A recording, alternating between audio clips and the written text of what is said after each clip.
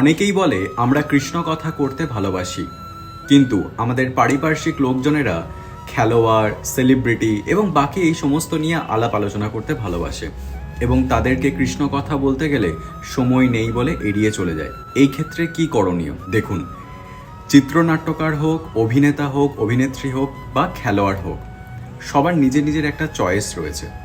কিন্তু যারা আসল মানুষ তারা এই সমস্ত কাজের মধ্যে ভগবানের নাম ঠিক নিচ্ছে এবং এই জন্যই তারা আজকের দিনে নিজের নিজের জীবনে সফলতা পেয়েছে। ঠিক সেরকমই আপনি যদি কৃষ্ণ কথা করতে ভালোবাসেন তাহলে আর 10 জনের কথা ভাববেন না, আপনি 4 দেওয়ালের মধ্যে বসে একাই সেটা করতে থাকুন।